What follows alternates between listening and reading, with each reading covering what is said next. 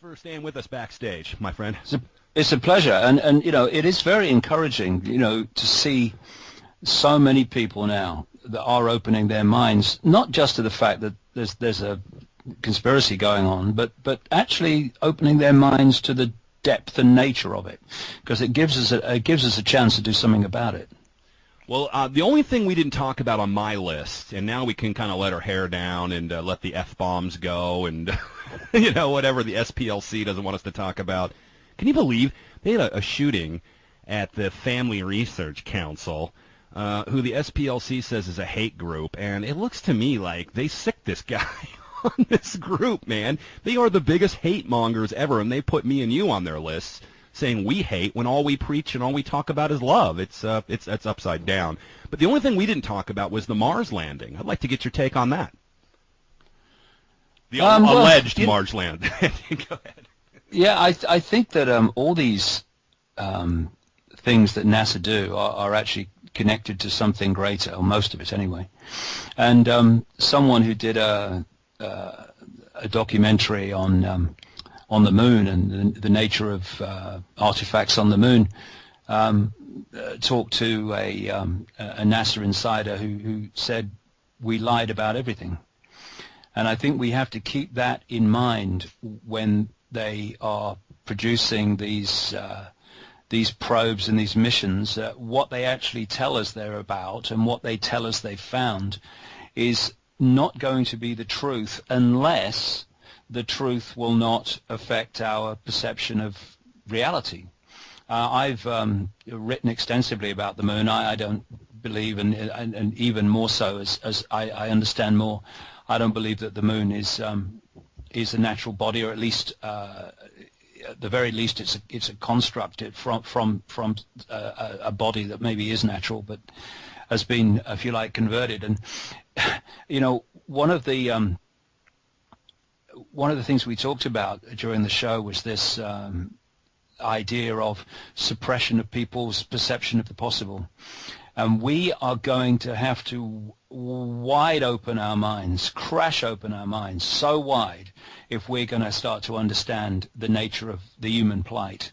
For instance, the idea that something that is 2,160 miles in diameter, the moon, could be a construct is beyond the comprehension, the sense of possibility of most people, because it's just, we can't build that. Yeah, no, we can't build that, but that does not mean that it cannot be built if you understand the nature of reality. And, one of the things that I've been focusing on in the last few years, and I'm a big time at this moment, is the nature of Saturn and what Saturn is. It's very clear that at one point Saturn did not have rings, but was actually, I say Saturn is a dwarf sun, a dwarf star. I said Jupiter's the same. The Saturn gives off 2.5 times more energy than it receives from the sun. It is a form of star, not a planet as we perceive it. And the rings are artificial, I suggest. There's a man called Norman Bergrun who has a long history in aeronautics and space research and science and that whole arena. He's in his 90s now, but he wrote a book some years ago, back in the 80s I think it was, called The Ringmakers of Saturn, because he observed from the pictures sent back by the Voyager missions, Voyager 1 and 2 to Saturn, also to Jupiter, but to Saturn then, that there were gigantic electromagnetic phenomena in the rings of Saturn that were actually creating them.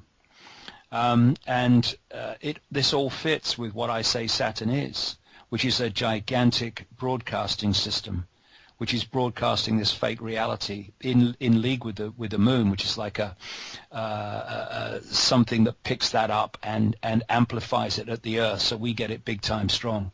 And this is the way that at least part of this matrix is formed. Haven't you written in the past, though, that, and let me go back to Mars for a second, David, and all this stuff is in your books, and it's very intriguing, very interesting about the moon and certainly Saturn, and again, it's like the reptilian thing. We see the demagoguery of it.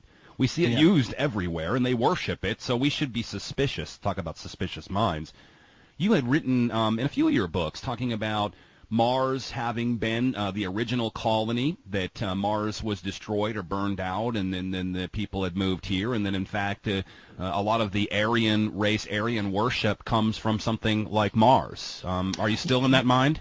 Yeah, well, it's interesting because I was going to go on, but you've taken me there, which is great, about Mars, because there's an excellent book written quite a long time ago now by a man called David Tolbert, who seems to be an excellent researcher, and he's involved in this whole area of the electric universe, which is fundamentally important to understanding how the universe works.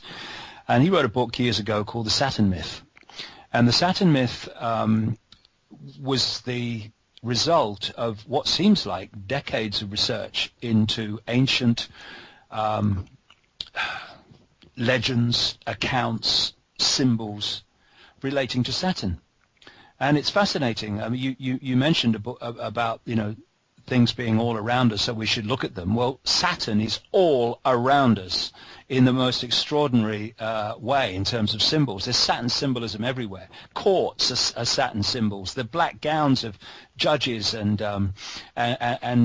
when you get your degree in education, that is Saturn. The cube is Saturn. This is why they have the black cube in Mecca, which is the focus of worship of the Islamic religion. It's everywhere, and I go into it in the book. So I'm really going to go into this at Wembley in big time as well, and I'm going further on all the time as I understand more. And it's one of the big pennies that dropped with me that brought this kaleidoscope into much greater focus, Jack, was when I realized that actually Saturn was once the prime sun of the Earth. It was in a very different position to the one where it is now, and it didn't have rings. And there was this phenomenal cataclysm, which people like Emanuel Velikovsky wrote about in the 50s to great ridicule, of course, but people like David Tolbert and the Electric Universe fraternity now that have got this whole area of science which is very, very credible. They are supporting this whole basic theme, not every detail, but the theme of Velikovsky's work, which was that there was this fantastic cataclysm which links to the Great Flood and all the ancient accounts of the earth tipping over and mountains soaring out of the earth and all this stuff in the ancient past, and the way that the solar system was rearranged. And Tolbert's reading of this from the ancient accounts is that there was a catastrophic interaction during this cataclysmic event between the Earth and Mars, and enormous electromagnetic bolts were exchanged between the two. And Mars, which was nothing like, well, I say it is now, is nothing like we're told it is now, before this cataclysmic event or events, it seems to be more than one, which for me, Mars was not the desolate planet that we're told it is now. That long ago. People talk about, science talks about, well, millions and millions of years ago, this happened. No, much, much, much closer than that. Because, you can bash something over a period of time, or you can set it on fire and destroy it in a minute. And something massively cataclysmic hit or affected Mars, which changed its nature very, very quickly. And the solar system we see today is nothing like the solar system that the ancients describe. And Mars is, what do they call it? What do they call Mars? They call it the planet of war. And one expression of this is that there was this symbolic war in the heavens that the ancients talked about. And Saturn ceased to be the sun, because it was a two-sun system then. We had the sun that we know now, and we had the sun that we call Saturn, that was much closer to the Earth than our sun, and thus was the prime sun from Earth's perspective. And then it went walkabout. Venus went walkabout. So did Mars. So did Jupiter in this great cataclysmic event. And interestingly, the observations of Norman Bergrun, looking at the images that came back from the Voyager missions to Saturn, and which have been supported by the later Cassini mission to Saturn in its images, is that there are these enormous electromagnetic phenomena, he calls them vehicles, which are spewing out, he calls it exhaust, I say it's something very different, that are actually creating the rings. And you know, the official story is that the rings of Saturn are full of ice, basically, ice particles of various sizes. I say that that is actually some form of crystal, maybe that we don't know about on Earth and have never come across. But those rings are a receiver transmission system. It looks like a giant antenna. Hello? Yes, exactly. And you know, one of the things that the Cassini mission found is that there are enormously powerful radio emissions, coming from Saturn. And there is at one pole of Saturn a continuous hexagram storm twirling. At the other pole there is a storm that looks just like an eye, a continuous storm. And they found that this hexagon storm, hexagon storm, is moving in relation to the radio signal emissions. And you can go on the internet and put in sounds from Saturn in a search engine, and you can hear some of these really horrible sounds that are being recorded coming out of Saturn. And what I'm saying here is that sound represents the information matrix that the human genetic manipulation recorded by all these ancient cultures has been tuned in to pick up and decode into reality. And what reality how our reality would be different if we weren't decoding that, what I call the hack, into our reality, into our sense of reality. I don't know, but I think it is substantial. And that if that was not broadcasting and we weren't receiving and transmitting in it through manipulated DNA, then I think the world that we would be experiencing through the conscious mind would be very different to the one we are now, exactly in line with the Matrix movies. Let's really freak people out, because one of the top experts in planetary life was asked about why go to Mars. And he said, I wouldn't even waste my time going to Mars. He said, I would go to Euclideus, Saturn's moon, or Titan. He mentioned Euclideus, and he said that is the closest possibility of Earth atmosphere holding life. It's like a little Earth, allegedly. So here we have not only Titan, but possibly Euclideus, that could have life.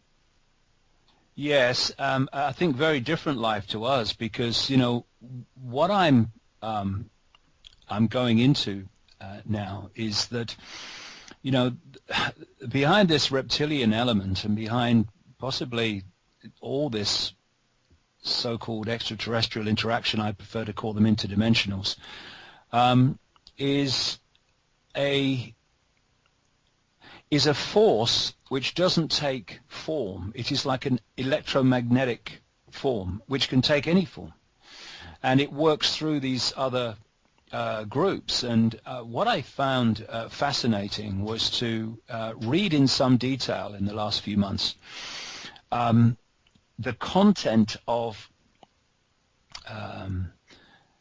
a find in Egypt in 1945 of a sealed jar of writings from a group that had become known as the Gnostics.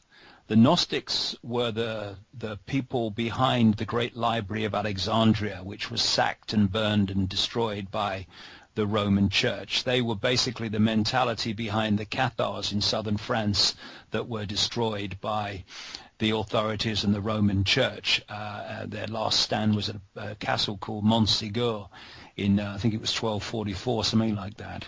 And what you see as a common theme is these Gnostic thinkers, these that have this Gnostic view of the reality in the universe, end up being slaughtered, and their information, if not being destroyed, then being taken out of public circulation. I think you'll find a lot of it in the vaults of the Vatican, personally. And it's interesting what these Gnostic writings talk about. About a fifth of the writings in these sealed container discovered in Egypt, which seems to go back to around 400 AD, which was in the period when the Great Library of Alexandria in Egypt was destroyed.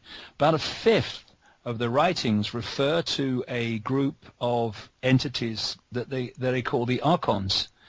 And they talk about something called the demiurge, which is their version of what Christians would call the devil or Satan. And the archons were basically what Christians would call the demons, what Islamic Muslim people would call the jinn, and what others would call fallen angels, all this stuff. And it talks about how this physical world is the realm of the archons and the demiurge. It talks about the fact that they do not have what has been decoded or translated as intentionality, which I would describe, I think, more simply as creative imagination. They don't have it. And they therefore have to parasite off those who have and tap into their creative imagination and get them to create for them. Are we describing what we've been talking about in the show today? Yeah. And how that they cannot, if they had a blank sheet of paper, they could not create anything upon it. But give them a sheet of paper full of something and they could twist it, manipulate it, and edit it and censor it, but they could not actually start it from scratch because they don't have that creative imagination. And it talks about how the fact that they parasite off humanity by accessing the human mind. And on it goes. I'll go into this more at Wembley, but what I was reading was what I've uncovered in my own way and in my own language all the way through these years. I mean, it just dovetailed so perfectly. And I do feel that they are describing something that's absolutely based on fact. And when you look at it, Jack, look at our society. At every level, it is levels and different groups parasiting off other people and other groups, all the way down. Look, I mean, what greater expression of the parasital mind could you have than the human banking system? It mirrors the parasital nature of these archon entities. Everything. I mean, what is it doing? And in fact, what banking is doing, because everything is energy, it is trawling and vampiring our energy. What is money? It's energy. You put it in your pocket, you put it in your bank account, that energy becomes attached to you while it's in your ownership and therefore in your energy field. It picks up your energy. It then moves on to someone else. It picks up their energy. And when it eventually comes back to source, those who've put the money out there, all these networks around the Rothschilds, then they are trawling not only energy back plus interest. What is the interest, Jack? You know, in the holographic world, it's more money on top of principal. But the interest at the energetic level is human energy on top of the energy of money that was put out there in the first place. But that is your life source. People forget this. This is why we say it's so important, if you want change in the world, to use that life force, if it's converted to money or whatever buying power, consumer power you have, and vote with that. Forget the voting at the electronic voting booth. Put your energy into things that are ethical, that you support, that expand consciousness and freedom throughout the universe, and you'll see a different situation, David. That is the answer. That can happen. That's our life force. Is we go to work every day. We work, or we toil the land and create food, and that creates a commodity that can then be traded or sold. But if we're giving all our money, whether it's wittingly or unwittingly, to Goldman Sachs, or to J.P. Morgan, or to Chase Manhattan, or Citibank, or whatever Rothschild front company it is, we're going to keep getting the same thing over and over. Are you ready to answer some questions? Yeah, these people are parasites, and if I can find it, I just want to give you a quick quote on this situation that we're currently discussing. Let me find it because it's important to give a feel on the fact that they know that what I've just said about money is true.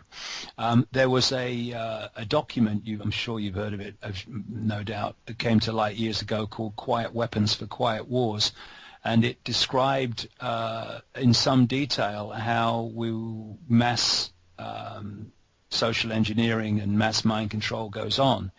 And one of the things it talked about at some length was how money is used in to this end, and this is what it said about money in the context of what we've just talked about.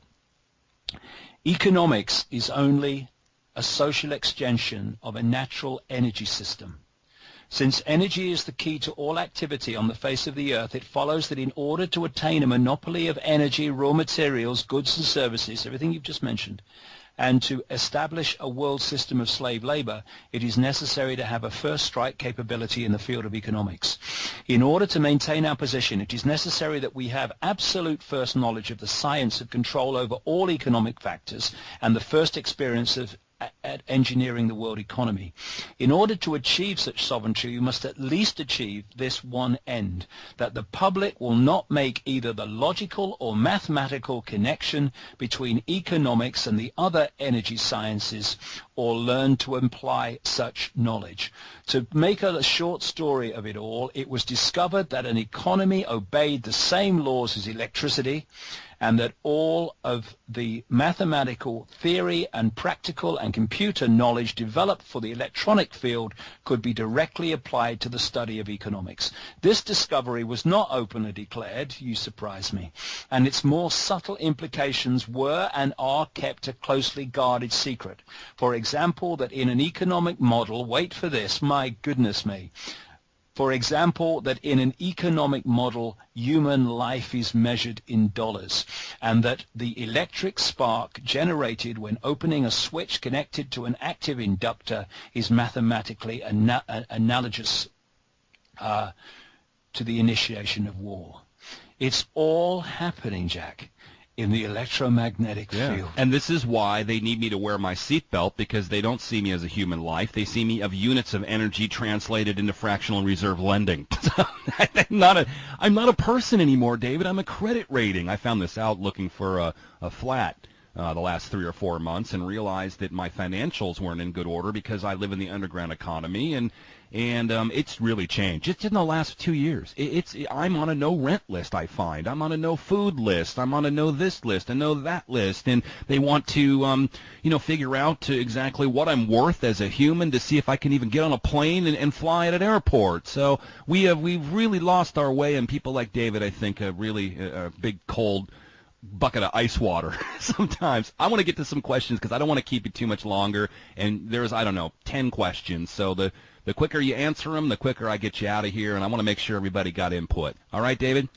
Okay. David Icke with us, davidicke.com, our good friend. I recently watched, this is, by the way, from Jim. I recently watched David's video at Oxford Union. At the end, he explained how he likens reality to a radio frequency. He spoke about that earlier. He told a story of a hypnotist that made a man unable to see his daughter standing right in front of him. His question is that if this is true, are we all on the same frequency? Because how do we all see the same reality, i.e. people and events? And if you raise your consciousness, do you still see this reality as well as an extension of it? Well, this collective reality is a collective information field. So we will look out of the window and we'll see the same car passing in the street. but what we think about it and what we make of it and how we react to it and respond to it will be different. That's where we put our unique spin on things. So we're in this reality. We are, in terms of the conscious mind, tuned in to this frequency. Thus, we all pick up the same collective reality. But that's only the starting point, because, you know, in the same way that I described how this guy was hypnotized so he couldn't see his daughter standing in front of him, his daughter in her prime state is an energetic field. She's not the hologram that we see. That is created when the five senses take energetic information, the prime state of this reality, and turn it into electrical information, which is communicated to the brain, which then decodes that information into a holographic digital reality. If you don't go through that process of decoding that energetic field through into the holographic through the brain, you will not in your conscious world see that energy field. So all the hypnotist did was to implant a blocking frequency, a blocking code, through the hypnotic nature of the way he worked the guy, to stop that man's brain decoding the energy field of his daughter, which is outside of the realm of the conscious mind. Thus, she was not decoded through into the holographic realm of the conscious mind. Thus, everyone in the room who was doing that could see her. He could not see her, even though she was in front of him. Why? Because she wasn't decoded through by him into the realm of the conscious mind. Now, this opens up a great Pandora's box of how you can individually and collectively do what that hypnotist did, through various and infinite numbers of increasing numbers of techniques, to stop people individually and collectively decoding reality at the energetic level and bringing it through into the holographic level. So what is going on in the electromagnetic field, in the energetic level of this reality, which if we weren't manipulated we would be experiencing through the conscious mind, that currently we're not. You see, once you've got this situation where if they can block the decoding mechanism, you can keep something out of human reality, five sense reality, then, you know, where's the limit? The sky's the limit. And this is happening all the time. And a lot of this manipulation through symbolism is doing that. It's putting blocking frequencies in, so we're not pulling everything into holographic reality that we could be experiencing. And when you start to expand your mind, you might not initially be able to see things that you couldn't before visually, but you can. I mean, how many people have been through this? You can then start to see things in terms of your perception of seeing the world in a completely different way.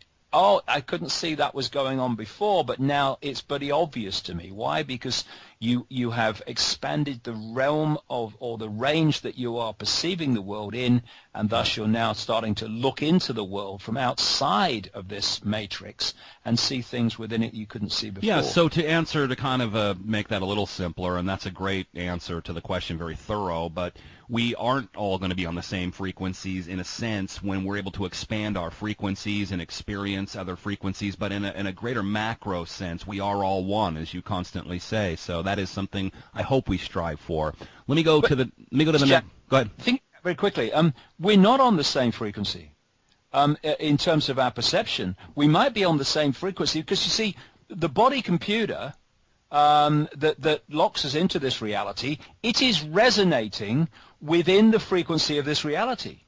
So if it wasn't, we couldn't interact with it. I couldn't hold this pen I'm holding at the moment because my consciousness and the trinkets of this so-called physical world would be so different in terms of frequency that it was like two radio stations. They'd pass each other, they wouldn't connect. So we take on the outer shell that is resonating within the frequency we want to interact with, and thus we can, you know, pick up a cup of tea and we can interact with this reality. So we're all locked in at one level to that. This is why, you know, to answer the question, we all actually experience the same world in its basic landscape. But there are people listening to this show and the previous part of the show who will have listened to what I've said and gone, no, that makes sense. That makes sense to me. There will be others that might have caught it and gone, that guy is a complete lunatic. Now, are those two people on the same wavelength? Are you kidding? But they are locked into the same frequency band in terms of their conscious mind, but how the point from which they're perceiving that is absolutely not on the same frequency. Absolutely not. Well, they need the They Live sunglasses. We often talk about perception being reality, and people get mad at me too, David, and I use the example of that 33-story owl building in Austin, Texas. And a lot of people look at it, they just see an Art Deco building. A lot of other people look at it and they go, that's a giant 33-story owl. So, it is what it is. I love it when you say that. Let's go to another question. Ed has written and said, could you ask David if the digital switchover we're having in the UK could have anything to do with screwing with people's minds since the analog ban will be freed up or something like that? Let me just quickly say that I do know as a fact that the digital television, the digital digital signals can all be databased and tracked where the analog ones can't. So if whatever you're watching, they know whatever it is, it's all cataloged and databased to maybe be used against you as a later date as a character circumstantial case in a murder trial, whatever it is. They can keep track of it if it's digital. Analog, not so easy, but there's something higher to the question to this, I think, David, and you know what he's talking about. Yeah, the answer is a very loud yes. There are red flags that you get used to when you see them repeating, and one of them is when they are pushing something through with ridiculous speed and causing great disruption for no reason of speed necessary. Once you see that, it's the agenda. I mean, we've got a situation now in this country where they're not only, wanting to switch or are switching to digital television, they want digital radio. So people are going to have to change all their car radios and stuff like that at great cost because they want us tuned to the digital reality. We have, as I was saying, we have the energetic waveform level of this universe. That's the prime information field from which everything else comes. We have the electrical level, which is interesting. We decode from the waveform through the electrical, which the brain decodes, and now you've got this whole area of the electric universe and how they say the universe is electrical. I say one level of it is electrical, the one that they're looking at, because the collective and the individual have got to be the same. And then there is also the digital and holographic. When some people have had strokes or some people have gone into other states of consciousness, they have stopped decoding a reality through into the holographic, and they've gone back one stage into the digital, and they've described reality as looking like pixels. They've used that word, yes, because that's the digital level. So by getting us focused, again, energy flows where attention goes, but what do we do that more than with a television? Well, most people anyway. They are locking us in to a level of reality that is even closer to the conscious mind five senses of the holographic realm than the analog frequency level. So they're trying to lock us in even more to that myopia and squeeze that myopia even more. And of course, when we're watching digital television, it's speaking to the digital level of us and the digital level of reality. And that's why they're doing it. There's something else to this, too. I mean, again, the shorter answers you give me, because I got about 15 questions at least here, a lot sooner I'll get you out. But I want to add this. Analog travels throughout the universe, David. Digital is locked into its own matrix here on Earth, and will go quiet. all of a sudden we're going to be really loud. People don't understand this. In fact, the movie Contact exercises this brilliantly, where the radio wave will just travel and travel and travel and travel and travel to other planets and to other galaxies. It'll just keep going. What we did on the radio, you and I, a few years ago on the big radio stations, is still out there. It's going intact. But what digital does is it quiets the planet. They're not going to hear us somewhere else as we get rid of this analog. Does that have anything to do with this? Well, I'm sure it does. They do not go to these levels for no reason. Everything has a reason. These people wake up every day, and their obsession is advancing this whole agenda for human control. It consumes their entire being, so therefore everything they do is related to that. And so they're not going to do what they're doing with digital television in Britain, America, and around the world unless there's something major to it. Interestingly, another aspect of this is, I think you mentioned it a few minutes ago, is freeing bandwidths. I think the question did. Freeing bandwidths for other things. And I came across a quote from the New Scientist, which is a right center of the mainstream science magazine in Britain. And it was talking about what happened immediately after after America went digital. And it said this: prior to the switchover, naturally occurring radio waves at frequencies between 700 and 800 megahertz were obscured by analog TV signals, preventing astronomers from investigating the universe using this band.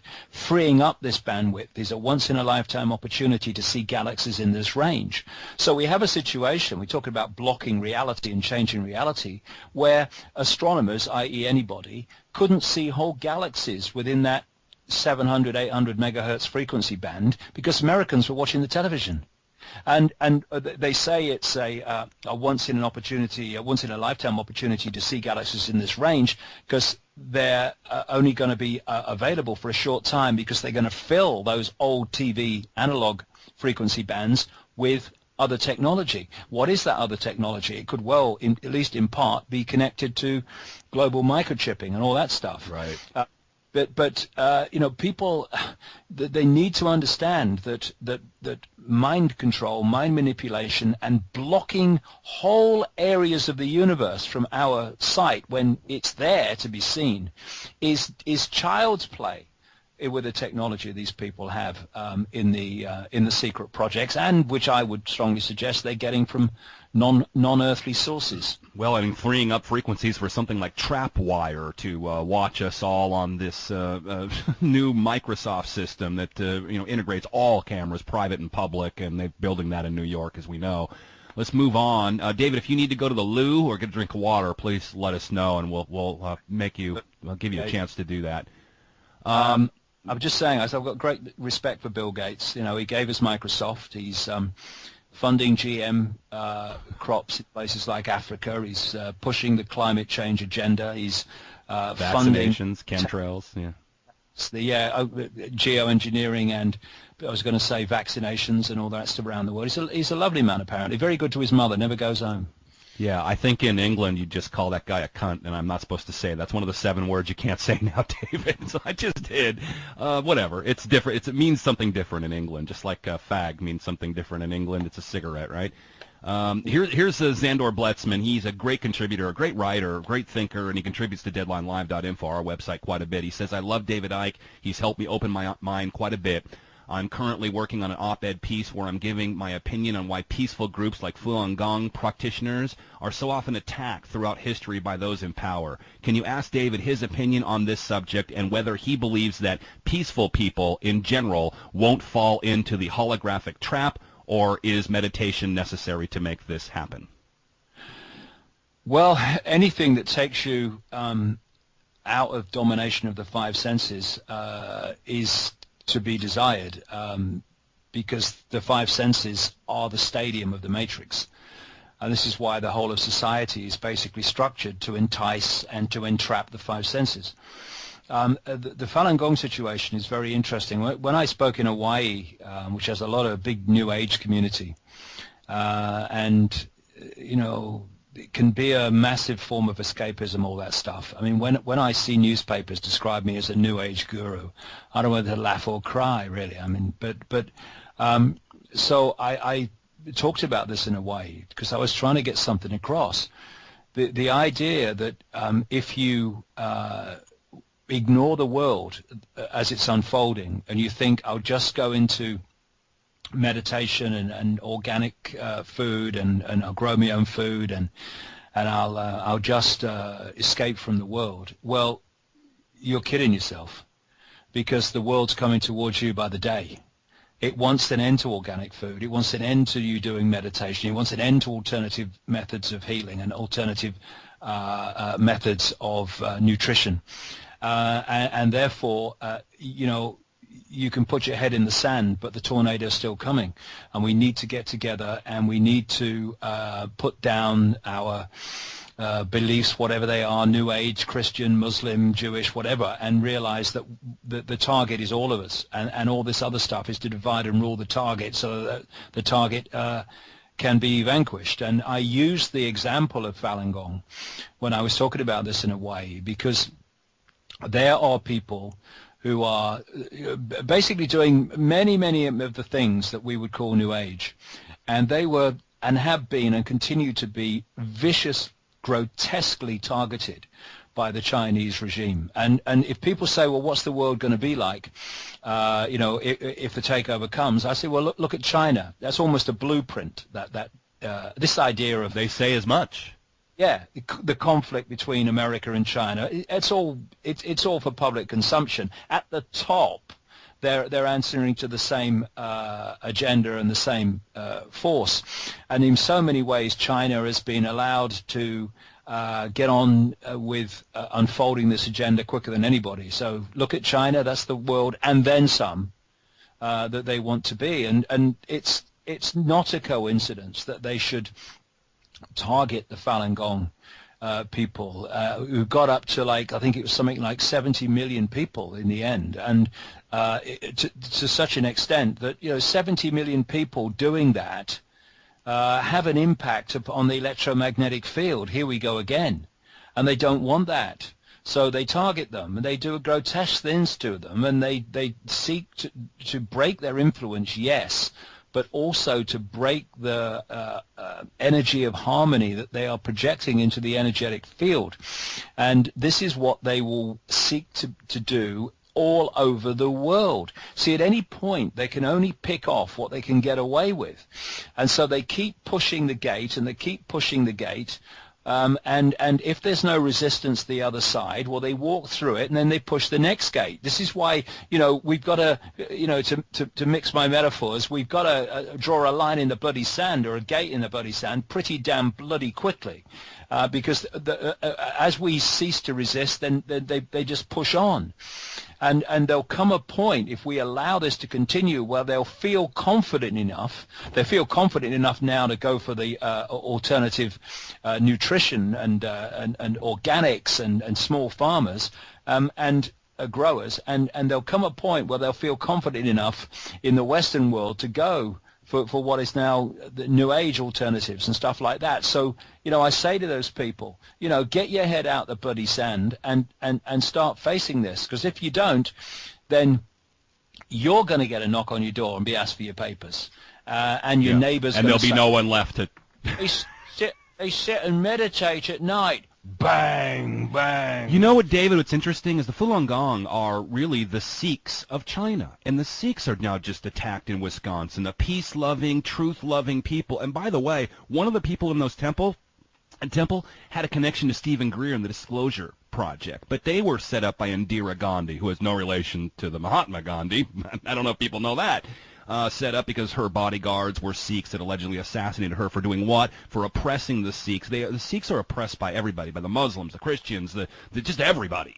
So in a way, they're almost comparable to Falun Gong in China. And look what's happened to them. It's the same thing. And now they've just been slaughtered in Wisconsin by a psychological operations army guy. Yeah, and what that does, it takes away people's sense of harmony, because much as they may try, it will affect Sikhs all over America thinking, well, is it going to be me next, or they're in their temple, and that's going to be in their mind. This is all the psychological thing that goes on, and part of this is to take people who are exposed in the conspiracy, or actually coming from a point of love each other, care for each other, come together, and they target them as hate mongers. Because it's another interesting thing, Jack, is that one of the things that the Gnostic writings said about the archons is that they invert everything. Everything's inverted. And if you look at this world, everything's inverted.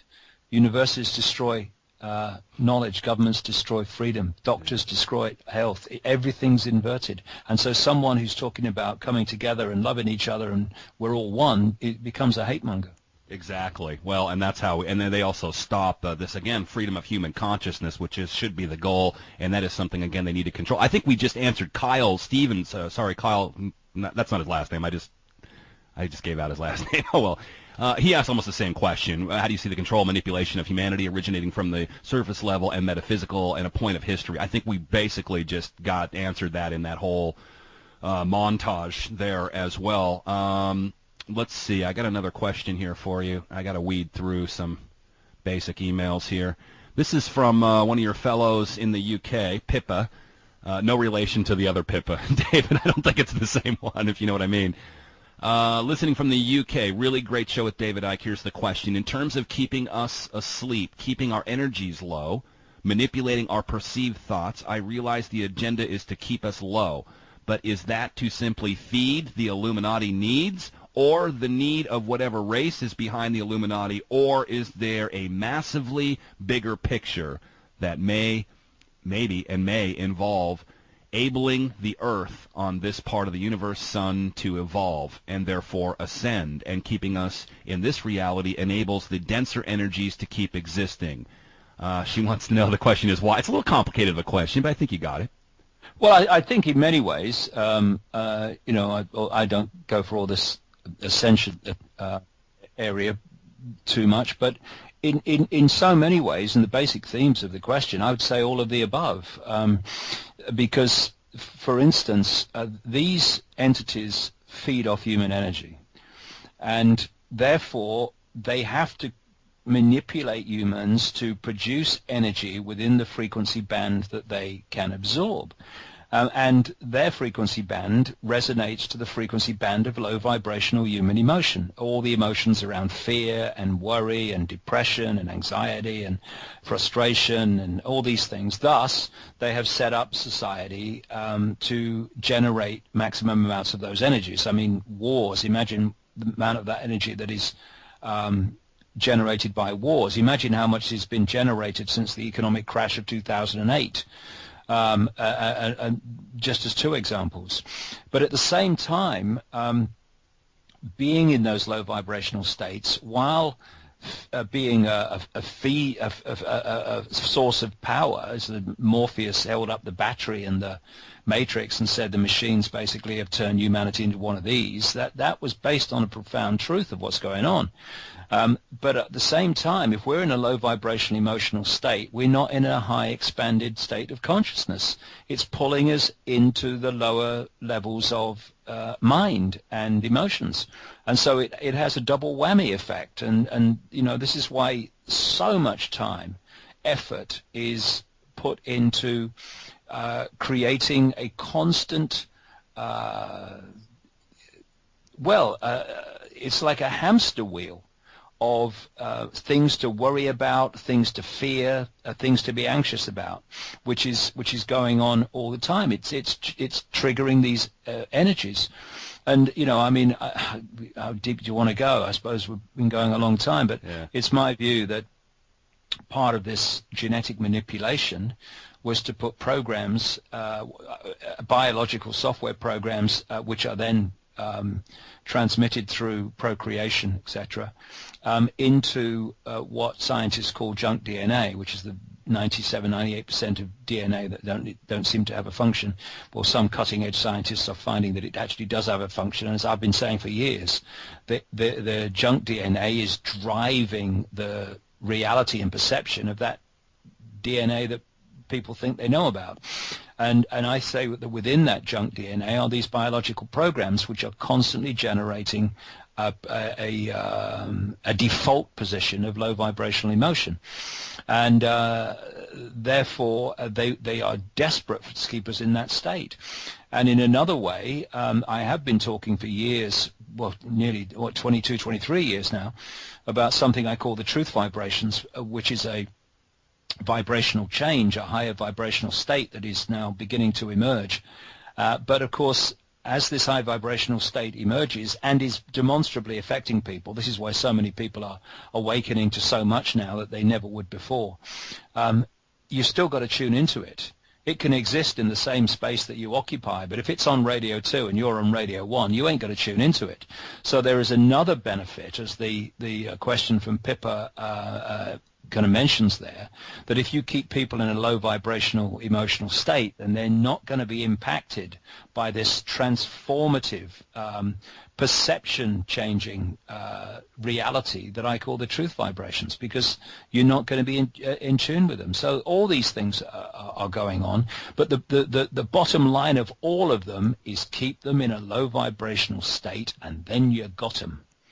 Yeah, Pippa, by the way, says she's going to see you at Wembley. So I've not looked forward to anything, perhaps in my the whole of the last 25 years, and long before that, as I am Wembley, because we can make a difference that day by impacting upon these very areas we've talked about today, Jack. I don't think anything can stop you, though. I think there are some people living in that community, in that part of the world, that would rather you don't play at Wembley. So I hope it doesn't end up like some of your shows in Canada did, and that's but that is something that we grow stronger from if it does happen. I'm going to end on this question from Victoria Pandora. We call our contributors producers on this show. They're not fans or listeners. You know, they contribute, and so we call them producers. And I think that's pretty fair. But this is a great question to end on. And I'm sorry we're not going to get to everybody else's questions. Obviously, David, we can't keep you here for 7 hours, though. I know you would and could do it. But it's a long time since I've eaten today.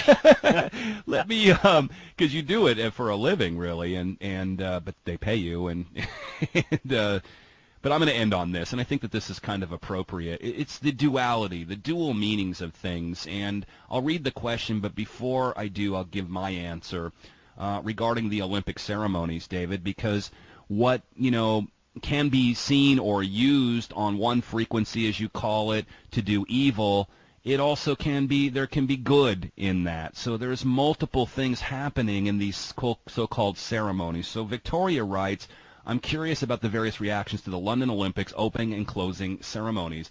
I watched both intently. I found them to be highly intelligent, creative, full of love and admiration in many ways. Why then are they being dismissed as thought control, manipulation, and the attempt to cast an evil spell on humanity? She said she is suffering from some cognitive dissonance on this from the knee-jerk reaction from people, she said, who have not even seen the ceremonies. But there's multiple levels to this, isn't there?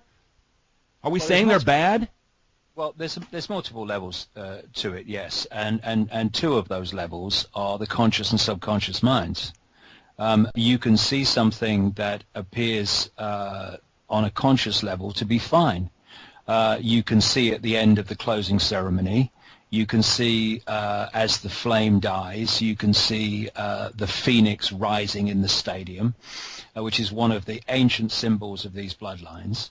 And while it's going on, a pop group is singing a song about ruling the world.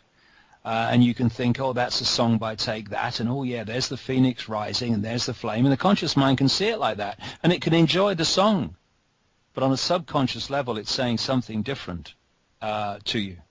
The symbols are talking to you. This is what I tried to get across earlier. There's such a difference between what something says to the subconscious mind and what the conscious mind perceives. And people have said to me, well, I didn't see anything. And then I've taken them through it, and they've gone, oh, my goodness, I see it now. there's two levels, and it is right too that you can do the watch these things if you are in a certain vibrational state. They don't affect you at all. Again, radio 1 and radio 2. But if you come in with your guard down, not because you're bloody evil, but because your guard's down, and you basically give your attention away without realizing what it's about, then they can on a subconscious level manipulate you. When you have one of the ancient symbols, the most ancient symbols of this bloodline network is the flame of the lighted torch, going back as long as you can track it. And then you have 1 billion people focused on a flame at the Olympic ceremony. All they're saying is, oh, that was a very interesting and creative way of making the flame happen, which it was. But what's happening on a subconscious level? Because that flame you're seeing with the conscious mind is an electromagnetic field which your subconscious mind is connecting to. What's going on with that exchange of communication? This is the level it goes on. Yeah. And this is why I understand that people can watch things and say, oh, I thought it was great, I enjoyed it. But when you watch the television advertisements, when you watch the advertisements, see the advertisements in newspapers and magazines, it's been well documented, sometimes in books by people who've done it, that they're full of subliminals. You can actually see them if you go on the internet and put subliminal advertising in to a search engine, and they are designed for you not to see them. That's the point. If you see them, then it's not having an effect because it's only talking to your conscious mind. Obey. See them. And then you walk down the aisle in a supermarket, and for some reason you pick up a product you've not picked up before, and you look at it and you put it in the basket. Oh, take this, yeah. What you don't realize is that implant was put in your subconscious in the ads during the Super Bowl or some game show. This is why I say we've got to understand how deep the rabbit hole goes and how it's used. I mean, you mentioned earlier and played a trailer from this film, Branding, and it's all about doing what I've just described. Now, the people who are being programmed in their behavior following that will not, at the time that they're programmed, have any idea that it's happened. And this is what happens in these ceremonies that we see, like the ones in the Olympics. Well, David, I'll tell you something. It's a good thing we didn't start reading all these letters and questions until we were officially off the live stream. Otherwise, we'd be doing this, there would be 50, 100, 200 of these. But I'll say this, that people are good people. People generally are good. They have good hearts, open hearts, especially if they're listening to you and me right now. I think that they're a little more open-minded and they have big hearts. They're good people. They don't suspect that the art, that this vision and beauty can be used to manipulate them and is something that is greater than evil. So that is, I guess, part of the problem is we almost do have to kind of put ourselves in that mind to somehow understand the depths of the depravity, the evil, and the control of which we face, and then we see it, and then we can live in a world of art and beauty and vision. Exactly, and the thing is, when people look at a subliminal advertisement and you say to them, can you see the subliminals? And they say, no, can't see anything. Then you point them out and they go, oh, yeah. Now, from that moment, every time they see that picture, yep. I know from my own experience, the subliminals will be the first thing they see. Yeah. Why? Because it has been brought from the subconscious. This is what subliminal means, below the threshold of the conscious mind, into the conscious mind. And thus the conscious mind can now see the subliminals clear as day that it couldn't see before. And what I'm trying to do, and other people are trying to do, is to get across how this subliminal stuff works, like at these Olympic ceremonies, so that people will get to the point where they become consciously aware, and then they will see it in real time. And very clearly, and that's what happens when you know what's going on. I mean, I know people that have studied this, and myself, I've studied it, and you sit there and you watch these opening and closing ceremonies, and you're ticking them off and ticking them off and ticking them off. People that haven't done that research, not because they're stupid, but they just haven't done that research, they'll say, I can't see a thing. It's the same principle. We need to get spiritual, yes, but we need streetwise spirituality, because there's nothing more manipulatable than genuineness that isn't streetwise. And there's a lot of people out there, you're absolutely right, Jack, who are genuine, who are decent people, but they're not streetwise. And we need to bring the two together, and then will be something that will be formidable indeed for those that are trying to suppress and enslave us. That's why I love you, my brother, and Maria Heller. She embodies that streetwise spirituality in a way that really hits you upside the head. And you're right. Once you awaken to some of this, and your books are full of this symbolism, and you'll never see things the same again. It is literally the sunglasses that Roddy Piper puts on and They Live, where you can all of a sudden just start seeing all the control, and that in itself has to be balanced and measured so you don't go over the edge.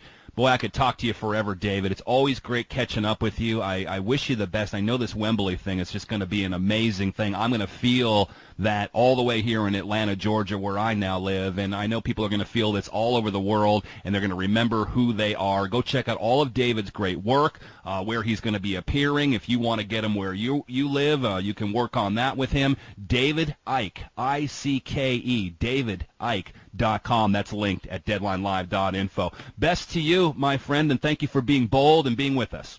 You too, Jack. It's been a great pleasure. We've got into very interesting areas. It's been a real pleasure to do. It's always good with you, David. Thanks so much again for being with us. I appreciate it. Yes, mate.